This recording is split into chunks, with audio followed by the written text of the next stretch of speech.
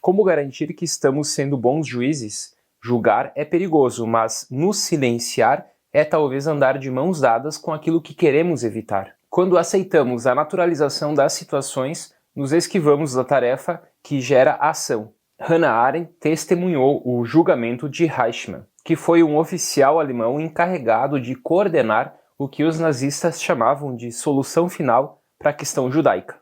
No julgamento em Jerusalém, Eichmann alegou não ser antissemita, e ele sabia apenas do transporte dos judeus para os campos de concentração, e não a execução deles. Segundo Hannah Arendt, na sua obra Eichmann em Jerusalém, ele foi um burocrata eficiente que realizou com eficácia o seu trabalho. Por isso mesmo, ela foi muito criticada pela comunidade judaica pelos seus comentários. Ela irá perceber que na fala de Ben-Gurion, o primeiro-ministro do governo de Israel, uma maneira que pressionasse a Alemanha para pagar recursos indenizatórios ainda maiores. E é nesse julgamento que ela fala sobre a banalidade do mal. A banalidade do mal, no século XX, gera a crise da razão iluminista. Acreditamos que a razão é emancipadora, mas a razão entrou em colapso no século XX.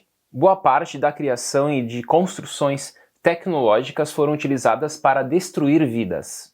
Eichmann não era uma pessoa inteligente. Ele cumpria as regras e ele pensava que estava fazendo o seu melhor. E esta mesma pessoa, seguidora de regras e cumpridora de tarefas, é também a pessoa que irá cometer certas atrocidades. Toda a nossa consciência é também uma segunda criação. A única coisa que eu tenho é a minha existência. Do latim, julgar significa sentenciar, avaliar, ponderar. E nós estamos sempre julgando e tomando decisões. E tomar uma decisão porque a maioria tomou essa decisão é um grande erro. Hannah, leitora de Agostinho, fez a mesma pergunta que Agostinho fez.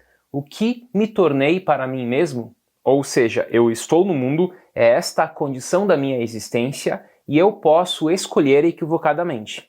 O que tomamos como verdadeiro sobre nós mesmos e o mundo é crucial na tomada de decisões. Assim, ao tomarmos decisões, nós tomamos elas a partir daquilo que nós acreditamos, das nossas crenças e dos nossos julgamentos. E eu não posso pensar que estou absolvido porque eu estou seguindo o meu líder ou porque eu estou seguindo aquilo que todo mundo está fazendo.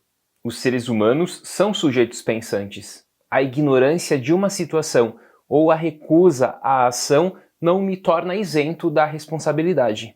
Somos assim continuamente, ou seja, eu vou mudar várias vezes. Não podemos assim pensar numa culpa coletiva ou numa absolvição coletiva quando a maioria errou. Somos pluralidade e este é um alerta diante das regras e de como a burocracia nos domina. Em Kafka, as burocracias modernas podem ser obsessivas e perigosamente autocentradas, ou seja, kafkianas. Elas podem tornar um cidadão inocente em culpado pela própria ignorância do sistema.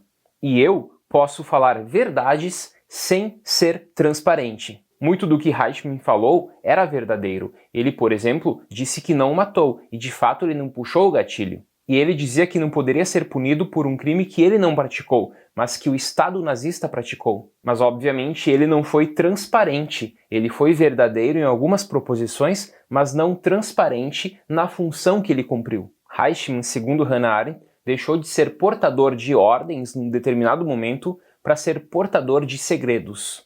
Ele, por exemplo, não chegou a ver fuzilamentos, mas isso o torna inocente? Claro que não. Mas por que ele não é inocente por algo que ele nem presenciou? Porque faltou desobedecer, faltou indagar. Ser transparente assim é mais do que dizer verdades. Transparência é um desdobramento do pensamento, do pensar. Para Hannah Arendt, pensar é buscar a origem das questões. Assim, o pensamento original não é ter ideias novas, inéditas, mas é identificar as causas e os modos para que eu possa interagir e transformar. Pensar assim é política, e conhecer não é pensar, não é pensamento, mas é um domínio técnico. Todos nós, assim, podemos ter muito conhecimento e não necessariamente sermos sujeitos pensantes. Pensar tem relação com significado, com sentido. O pensamento, assim, não se refere necessariamente à verdade das coisas, mas se refere àquilo que ele significa para nós. Por isso, o grande modelo para Hannah Arendt é Sócrates. Ele sempre vai indagar, ele sempre vai perguntar, questionar.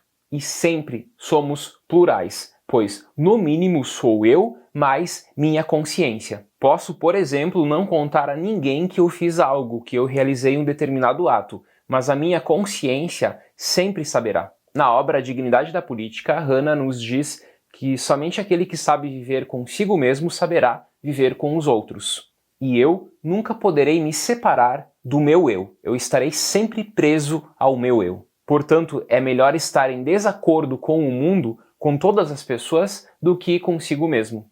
Não querer matar significa não querer ficar junto, preso, sempre com o assassino, pois se eu matar, eu sempre estarei preso no assassino, que sou eu. E mesmo quando eu estou só, eu nunca estou separado da pluralidade do mundo dos homens, que é a humanidade. Somos plurais, e por isso eu tenho que dar testemunho da singularidade dos outros. Por isso mesmo, nossa função é sempre política. A moralidade, durante a Segunda Guerra Mundial, durante o período do nazismo, estava entrando em colapso. As pessoas não conseguiam distinguir entre o certo e o errado, o justo do injusto. Mas por que isso acontece? Porque, segundo Hannah Arendt, não existe uma regra fixa. Manuseamos as regras conforme nossas circunstâncias e nossas vontades. Assim, o desgaste da moral acaba gerando uma necessidade de reordenação dos princípios, dos valores. Hannah Arendt, nesse cenário, não encara mais o mal como algo indescritível, como uma impossibilidade, mas sim tentando entender o que é o mal, longe da perplexidade que ele gera. E analisando o caso de Eichmann, ela acaba concluindo que o mal pode ser algo totalmente comum, e ele pode estar presente mesmo na figura mais medíocre. Quando ela aponta o mal como algo banal, como uma banalidade, ela não quer desmitificar a visão que temos sobre o mal, mas ela quer mostrar como as mais terríveis atrocidades podem ser cometidas por pessoas comuns. Quando tomamos o mal como algo banal, nós tiramos as características que ele possui como algo sobrenatural, como algo imutável. O mal se relaciona com a liberdade de escolha do indivíduo e não é uma característica intrínseca ao indivíduo. E Hannah nos dá vários exemplos de escolhas que foram contra a maldade vigente, que foram contra a maldade que estava vigorando durante o nazismo. Por exemplo, a desobediência de muitas pessoas que foram contra as ordens estabelecidas pelo Estado nazista, por Hitler, bem como algumas cidades que não cumpriram ordens de não exilar os judeus. Ou mesmo no caso do militar nazista que arriscou a própria vida para salvar um judeu. Ou seja, o mal é uma escolha infeliz e a existência dele não está determinada radicalmente, mas é algo da contingência. Aprendemos, diz Hannah, que o mal é algo demoníaco, que sua encarnação é Satã. Não, o mal é algo totalmente diferente de Satã, da figura demoníaca. O mal é algo factual. A única característica presente do início ao fim na figura de Eichmann, no julgamento que Hannah presencia, é a irreflexão. Segundo a herança iluminista, existe uma retidão de caráter.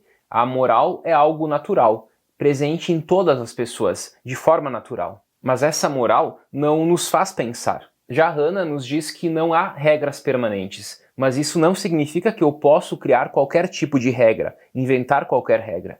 Ela também nos diz que não existe obediência em política, existe acordo. Portanto, o silêncio significa cumplicidade. Para ela não existe natureza humana, existe uma condição humana, e por isso eu tenho que expressar o meu pensamento. E nessa condição humana eu vou sempre me refazendo, a partir das minhas experiências. Ortega y Gasset dizia, eu sou eu e minha circunstância, e se não salvo a ela, não salvo a mim. Temos como primeiro elemento central aqui que o homem, segundo Ortega y Gasset, é o eu circunstância, indissociável do seu meio, ou seja, o eu é distinto da realidade, mas é inseparável dela. E temos também a ideia de que se o homem quiser se salvar, ele deverá salvar a própria circunstância, isto é, a realidade à sua volta. Portanto, nós devemos sempre agir, devemos sempre estar do lado da ação e nunca da omissão. Hitler, por exemplo, não começou poderoso, ele tornou-se poderoso. E é muito fácil pensar nele como a personificação do mal no século XX. E difícil é entender como as pessoas pactuaram com ele. O sentido da política, segundo Hannah Arendt, é a liberdade.